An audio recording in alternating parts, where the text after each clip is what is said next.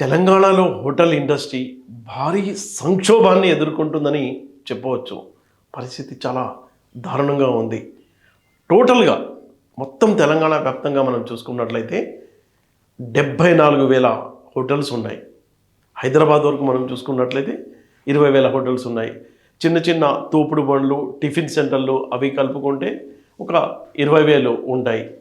మొత్తం అంటే ఈ 74,000 హోటళ్ళ వ్యాపారం కనుక మనం చూసుకున్నట్లయితే 500 కోట్ల టర్నోవర్ ఉంది. 1 కోటి మంది ఉపాధి పొందుతున్నారు. వాళ్ళందరి భవిష్యత్ అంతా క్వశ్చన్ మార్క్లా తయారైపోయింది. పరిస్థితి అయితే చాలా చాలా చాలా దారుణంగా ఉంది. ఎంత దారుణంగా ఉందంటే హైదరాబాద్ ఇప్పుడు రంజాన్ నెల నడుస్తుంది, పండగ సీజన్. ఒక్కొక్క హోటల్ 5,000 బిర్యానీలు తయారు చేసేది. అక్కడ ఈ గ్యాస్ మీద ఒక 500 బిర్యానీలు తయారు చేయలేకపోతున్నారు. ఎక్కడ 5,000, ఇక్కడ 500. మెస్లో కనుక మనం చూసుకున్నట్లయితే 8 రకాల కర్రీస్ ఇచ్చేవాళ్ళు. ఇప్పుడు 3 రకాల కర్రీ ఇవ్వాలంటే చుక్కలు కనిపిస్తున్నాయి. అలాంటి సిచ్యువేషన్ ఉంది. दारुणమైన పరిస్థితి మనం చూసుకున్నట్లయితే बहुत ज़्यादा प्रॉब्लम था. अभी गैस में प्रॉब्लम है, फिर भी अंडे का रेट कम हुआ क्योंकि अंडे का रेट 200 चिल्लर हो गया था. उसके बाद में 145 तक आया ट्रे पर ट्रे. हम लोग जैसे लोगों को तो बहुत प्रॉब्लम होता है क्योंकि फास्ट फूड बिरयानी वही चलाते ना, हमको बहुत प्रॉब्लम होता है. विदाउट गैस का भी अभी प्रेजेंट हमको गैस नहीं मिल रहा. सबसे बड़ा प्रॉब्लम गैस का चल रहा है अभी प्रेजेंट. ये वाट से और गैस में क्या कनेक्शन है नहीं मालूम हमको, लेकिन ये क्या है बोले तो हर वो चीज़ पे बढ़ गया. ऑयल पे बढ़ गया रेट. जो मीठा तेल जो आता ना गोल्ड ड्रॉप का पहले 24 में मिल रहा था, अब 28 में मिल रहा, 2700 में मिल रहा. अभी हर वो चीज़ में रेट डबल हो जा रहा. अब इसमें हम क्या करना बोलो, हमने कैसा जीना, हमने कैसा बिजनेस करना. हम लोग लगा रहे हैं यहाँ पे हमारे पास है 100 रुपीज़ में अनलिमिटेड बिरयानी. अब हम कैसा बेचना आपको, जबकि हमको 23-2400 में राइस बैग आता था, अब 3000 में आ रहा राइस बैग. ఈ హోటల్ అసోసియేషన్ కూడా ఆందోళన వ్యక్తం చేస్తూ కనీసం ఈ ఎల్పిజిని ఒక 50% అన్న హోటళ్లకు కేటాయించమని డిమాండ్ చేస్తున్నారు. ఆయన అధ్యక్షుడు వెంకటరెడ్డి ఏమంటాడంటే ఈ ఎల్పిజి అనేది హోటల్కు ఒక ఆక్సిజన్ లాంటిది. ఆక్సిజన్ లేకపోతే ఇంకేముంటుంది, మూసుకోవడం తప్ప వేరే మార్గం లేదు. చాలా ఆందోళనకరమైన పరిస్థితి ఉంది. కార్మికులకు అంటే హోటల్లో ఎవరైతే పనిచేస్తున్నారో వాళ్ళకు జీతాలు కూడా ఇచ్చే పరిస్థితి లేదు అని ఆయన అంటున్నారు. అయితే ఒక హోటల్ మనం చూడొచ్చు. ఒక హోటల్ ఇప్పుడు అంత సీరియస్గా ఉంది కదా. ఒక హోటల్లో ప్రతిరోజు ఎంత డిమాండ్ ఉంటుంది అంటే 15 నుంచి 20 సిలిండర్లు ఒక్కొక్క హోటల్ వాళ్ళు వాడుతున్నారు. ఇక టీ స్టాల్ నుంచి మనం చూసుకున్నట్లయితే స్టార్ హోటల్ వరకు 5.5 లక్షల కమర్షియల్ గ్యాస్ సిలిండర్ల అవసరం ఉంది.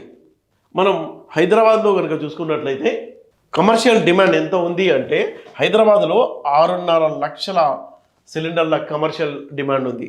పైగా ఇండస్ట్రీకి సంబంధించి 1.5 లక్షల సిలిండర్ల అవసరం ఉంది. గ్యాస్ ఏజెన్సీలు ఏం చెప్తున్నాయంటే ప్రతి నెల 151 కోట్ల సిలిండర్లు అంటే కమర్షియల్ సిలిండర్ల బుకింగ్ జరుగుతుంది అని గ్యాస్ ఏజెన్సీలు చెప్తున్నాయి. ఇప్పుడు సప్లై ఉంది. హైదరాబాద్లో చల్లపల్లి ఏదైతే ఉందో చల్లపల్లిలో మనం భారత్ పెట్రోలియం ఉంది, హిందుస్థాన్ పెట్రోలియం, ఇండియన్ ఆయిల్ కార్పొరేషన్లకు సంబంధించిన పెద్ద పెద్ద గోడౌన్లు ఉన్నాయి. అక్కడ నుంచి గ్యాస్ ఏజెన్సీకి గ్యాస్ రావాలి. అది 75% తగ్గిపోయిందట వాళ్ళ సమాచారం అన్నమాట. ఏదైతే చల్లపల్లి, హైదరాబాద్ చల్లపల్లిలో ఉన్న Bharat petroleum, Hindustan petroleum, Indian oil corporation నుంచి ఏవైతే సిటీలో స్ప్రెడ్ అయి ఉన్నాయో గ్యాస్ ఏజెన్సీలు వాళ్ళకి సరఫరా 75% తగ్గిపోయింది.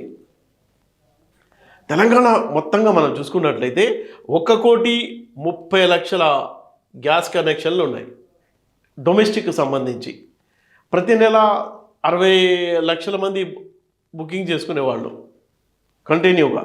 అయితే పబ్లిక్లో ఒక ప్యానిక్ సిచ్యువేషన్ ఏర్పడింది. దాంతో 25% బుకింగ్ పెరిగిందట. ఆ ప్రెషర్ తట్టుకోలేక మనకు గ్యాస్ వస్తుందా రాదా అని. అయితే కేంద్ర ప్రభుత్వం ఏం చేసిందంటే ఒక పక్క 60 రూపాయలు గ్యాస్ని పెంచుతూ 25 రోజుల గ్యాప్ పెట్టింది. కేవలం 25 రోజుల తర్వాతే బుక్ చేసుకోవాలి. అలాగే ఓటీపీ చెప్తేనే సిలిండర్ ఇస్తున్నారు, లేకపోతే సిలిండర్ ఇవ్వటం లేదు. పరిస్థితి అంత దారుణంగా ఉంది. మనం చూసాం అంటే డొమెస్టిక్ ఏవైతే గృహ అవసరాల కోసం గ్యాస్ తెలంగాణలో 1,30,00,000 మంది ప్రజలు ఉపయోగిస్తున్నారో వాళ్ళు నెల 60 లక్షల మంది వరకు బుకింగ్ చేసేవాళ్ళు భయంతో పెరిగింది. డొమెస్టిక్ ఇలా ఉంటే మొత్తం ఒక 6.5 లక్షల కమర్షియల్ డిమాండ్ ఉంది, ఇండస్ట్రీకి 1.5 లక్షల డిమాండ్ ఉంది. అయితే కమర్షియల్ గ్యాస్ సప్లై చేయడంలో మనం చూసాం చల్లపల్లిలో ఉన్న ఏవైతే ప్రధాన గోడలు ఉన్నాయో అక్కడ నుంచి రావడమే 75% తగ్గింది. అంటే పరిస్థితి ఎంత దారుణంగా ఆందోళనకరంగా ఉందో మనం చూడవచ్చు. అయితే ఇంకా ఈ ప్రత్యామ్నాయం ఏంటి, ఆల్టర్నేట్ ఏంటి అంటే కట్టెలకి వెళ్ళాల్సిందే. కట్టెల డిమాండ్ జ్ఞానేశ్వర్ అని ఒక అతనితో మాట్లాడితే ఆయన ఏమంటాడంటే బాగా డిమాండ్ ఉంది, ఒక్క రోజుకు నేను 10 టన్నుల వరకు సేల్ చేస్తున్నానని చెప్తున్నాడు. అయితే ఈ యుద్ధానికి ముందు మనం చూసుకున్నట్లయితే ఒక టన్ను ఒక క్వింటాల్ కట్టే 1000 రూపాయలు ఉండేది, అది కాస్త ఇప్పుడు 2000 రూపాయలకు అమ్ముతున్నాడు. అది కూడా డబల్ అయిపోయింది. పరిస్థితి అంత దారుణంగా అయిపోయింది. కట్టెలకు ఉన్న డిమాండ్ కూడా ఇప్పుడు 2000 రూపాయలు, ఏదైతే కిలో 10 రూపాయలకు ఉన్నది 20 రూపాయలు పెట్టి కొనాల్సి వస్తుంది సామాన్య ప్రజలు కూడా. ఇంకొక ఆల్టర్నేటివ్ ఏముందంటే బొగ్గు. అంటే బొగ్గు కొనటం అనేది ఏదైతే ఈ తందూరి వంటకాలు చేస్తూ ఉంటారో హోటల్ వాళ్ళు బొగ్గు వాడుతూ ఉంటారు. ఆయన అంటాడు బొగ్గు కిలో 28 రూపాయలు కొనే పరిస్థితి ఉండేది, ఇప్పుడు 40 రూపాయలకు అమ్ముతున్నారు. ఏం చేయగలుగుతాం మనం? అసలు ఇండస్ట్రీలో బతుకుతామా, మూసేసుకోవాలా, కస్టమర్కి ఎలా సాటిస్ఫై చేయాలి, ఉన్న స్టాఫ్కి ఎలా శాలరీలు ఇవ్వాలి, నడపడం ఎలా అనే సవాలక్ష అసలు వాళ్ళ ఎంత సంక్షోభం అయితే చాలా దారుణంగా ఉంది. మనం కట్టెలేమో డబల్ అయిపోయినాయి, ఈ బొగ్గు మీద 28 రూపాయల నుంచి 40 రూపాయలు ఒక కేజీకి, 40 నుంచి. అంటే ఇప్పుడు ఎంత అవసరం అవుతుంది అంటే ఒక హోటల్ 40 కిలోల నుంచి 50 కిలోల వరకు బొగ్గు వాడుతున్నారంట. సప్తగిరి హోటల్ యజమాని వేణుగోపాల్ చెప్తున్నాడు. పరిస్థితి అయితే చాలా దారుణంగా ఉంది. ఈ యుద్ధం ఇంకెన్ని రోజులు కొనసాగుతుందో అర్థం కావడం లేదు. ఇంకొక విషయం మీకు చెప్పడం నేను మర్చిపోయా, మన దగ్గర ఉన్న హైదరాబాదులో 11,000 హాస్టల్స్ ఉన్నాయి. 11,000 హాస్టళ్లలో 10 లక్షల మంది విద్యార్థులు డిపెండ్ అయి ఉన్నారు. దారుణంగా ఉంది పరిస్థితి. చాలా బ్యాడ్ అవుతుందండి అది. దీని మూలన వచ్చే కుర్రాళ్ళు ఇబ్బంది పడుతున్నారు, దాంతోపాటు చేసి మేము ఇబ్బంది పడుతున్నాం, వాండర్స్ ఇబ్బంది పడుతున్నారండి. చాలా ట్రబుల్గా ఉందండి. వాళ్ళని ఏమైనా అడుగుదామంటే దీంతోపాటు అన్నీ పెరిగినాయి కనుక స్టూడెంట్స్ని డిప్రెస్ చేయవలసి వస్తుందండి. దీని వలన గవర్నమెంట్ ఏమైనా కొంచెం ఆలోచించి ప్రజలకి కొంచెం ఉపకరించేలాగా ఏదైనా చేస్తే బాగుంటుందండి. ఇక 295 ఆసుపత్రులకు క్యాటరింగ్ నుంచి పేషెంట్లకు సరఫరా అవుతుంది. అది కూడా సిలిండర్లు లేక అల్లాడుతున్నారు. అంటే ఇక్కడ 10 లక్షల మంది విద్యార్థులపై ప్రభావం చూపిస్తుంది. 295 ఆసుపత్రులు క్యాటరింగ్ సేవలు అగమ్య గోచరంగా ఉన్నాయి. ఇక గురుకులాలు 1200 గురుకులాలు, వసతి, ఎస్సీ, ఎస్టీ, బీసీ హాస్టల్స్ ఉన్నాయి. వాళ్లకు నెలకు 45 సిలిండర్లు అవసరం అవుతుంది. సప్లై చేసే పరిస్థితి లేదు. అసలు చాలా పానిక్ సిచ్యువేషన్. దీన్ని ఎలా హ్యాండిల్ చేస్తారనేది చాలా ఉత్కంఠగా మారింది. ఇక వాహనాలు మన హైదరాబాద్లో కనుక మనం చూసుకున్నట్లయితే 88 లక్షల వాహనాలు తిరుగుతున్నాయి. అందులో 14,35,000 కార్లు ఉంటే ఆటోలు 1,46,000 ఆటోలు తిరుగుతున్నాయి, క్యాబ్లు 80,000 తిరుగుతున్నాయి. అయితే ఇందులో ఏదైతే మనం 88 లక్షల వాహనాలు అని చెప్తున్నామో అందులో 4 లక్షల వాహనాలు ఎల్పిజి, సిఎన్జిపై ఆధారపడి ఉన్నాయి. రోడ్డు మీద మనం చూసుకున్నట్లయితే ఈ ఏవైతే ఎల్పిజి, సిఎన్జి డిపోలు ఉన్నాయో అక్కడ కిలోమీటర్ల పొడవున ఆటోలు, కిలోమీటర్ల పొడవున గంటల తరబడి వెయిటింగ్. ఒక పక్కేమో ఎగ్జామ్స్ జరుగుతున్నాయి, పిల్లలు ఆ ఆటోల్లో వెళ్తూ ఉంటారు.